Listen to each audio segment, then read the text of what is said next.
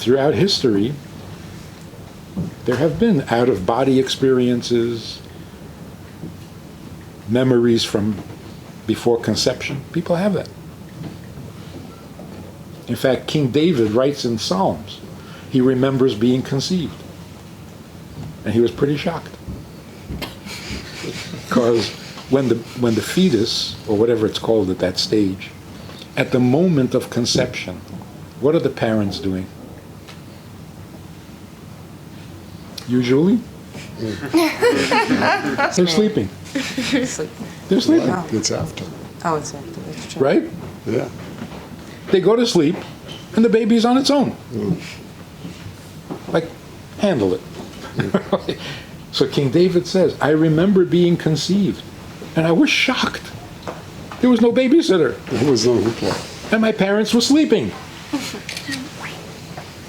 He literally says, my mother and father abandoned me, but God gathered me in. Remember that song? When did his mother and father abandon him? At the moment of conception. But God gathered me in. Every fetus remembers God's presence at the moment of conception that helped it survive the trauma. Because conception is more traumatic than birth. I mean, it's a more dramatic change. Birth, you just go from here to there.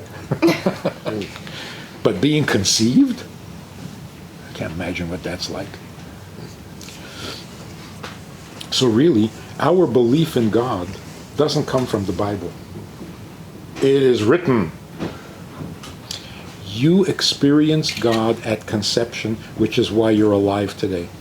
And the trauma didn't kill you. Interesting, when a person has a near-death experience, they come out believing in God. They do. Why? They see the light. What's one got to do with the other? Oh, no. Oh, when you're really scared, you start to believe in God? No. A near-death experience, listen to this.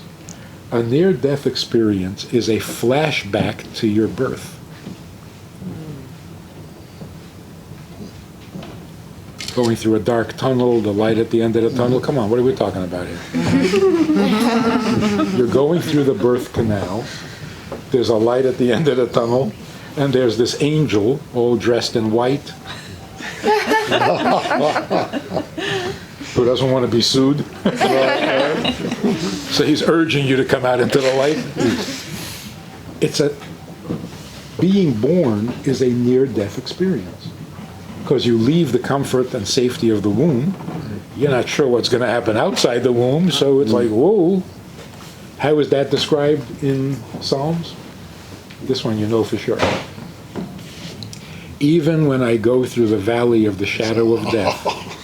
Where is this valley of the shadow of death? And why do you keep going there? It's the birth canal. What about the rod and the staff? Can I anoint you? With oil. Yeah, how does that fit into it? Or does it? Hospital staff. The hospital staff. And the hospital staff. Thank you. King David says, how did I survive the trauma of birth? I was not afraid, well, not terribly afraid, because God was with me. So twice we experience God's presence, at conception and at birth. And that's why when you go through a near-death experience, you not only relive the trauma, you relive the comforting presence of God that helped you through then. So you come away knowing that there's a God. Because he was there before. Thank you for that. Oh, you again. So the rod and the staff, life is made up of soft and firm, right? On the one hand, being born, you got to be flexible, you got to be soft, you got to be giving, yielding. On the other hand, you got to have a little spine, you know? Right. So the rod and the staff, that's the the firmness that God gives us in being born. The what is the other? The pastures, the Green pastures. yeah. That's the softness I that was is set a necessary table, to. something like that. So that combination of gentle yet firm. Without those two things, you don't survive birth. Or you don't survive well. All right. What exactly is heaven and what exactly is hell? I don't know. Can people experience heaven while here on earth? Yeah. And how as well. You know, people say, I had a piece of cake. It was heavenly. That's true. Okay, that's your heaven. Or I had That's all you're getting. had a hell of a day. That's true. Okay. And then people say, I had such a bad week, it was hell. Yeah. It's true. So what is heaven and what is hell? Heaven means in sync with the Creator. No friction.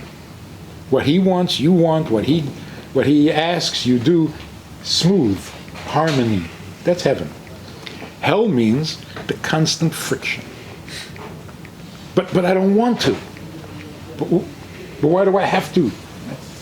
When a person dies and their soul is no longer in a body, On the picture. they have to confront their relationship with God, which maybe they didn't deal with. So if when you leave your body, you feel comfortable being a soul, that's heavenly. If you leave the body and you feel a little uncomfortable because now you're a soul, but you want to be a body, you'd prefer to be in a body, you don't want to be a soul, that's hell. So the embarrassment of adjusting to a disembodied existence is shameful, it's embarrassing, it's confusing, it's not pleasant. So here's the hell means the pain of adjustment to being a soul again without a body. So when we say, if you sin, you're going to go to hell. Meaning, if you get too attached to your physical existence, how are you going to handle it when you're not physical anymore? You're going to suffer. But the suffering is an adjustment. And that's why eternal damnation, not kosher. There's no such thing as eternal damnation. Because what's the point? There is no place that is pure evil where you can hang around forever. There's no such place. So in a sense, heaven and hell are not places or locations. Heaven and hell are the experience, the pleasure or the pain of getting to heaven. So some people, they pass away, their soul forgets the body immediately and becomes perfectly content and happy being a soul. Others can't let go. But what about the body? What about the pleasures of the body? And it takes a year, 12 months, to switch, to let go of physical pleasure and enjoy soulful pleasure. So what is hell? Hell is the process by which you get to heaven. It can be very difficult and painful and embarrassing. It can be pretty easy. So some people go to hell for 12 months, maximum. And some people go for a week. Takes them about a week to readjust. So for example, somebody passes away, and a month later you have a dream, and you see them, and they're smiling, and they look healthy. What they're telling you is, I'm finished with the process. And what does it mean, rest in peace? What does that mean, rest in peace? What else are they going to do? It's like, don't run around too much, just rest in peace. They're not running around. What are you telling them? Rest and peace means get through the process quickly, and then you can rest. But again, being a comfortable soul without a body is very nice. It's not better. There's no better. That expression, he's in a better place? No. No. If you think there's a better place than here, you're a little depressed. And you're a potential terrorist. If you think if this is not good enough for you and you want to get to someplace else, you're dangerous. There is no better place. There's easier. Retired is easy. It's not better.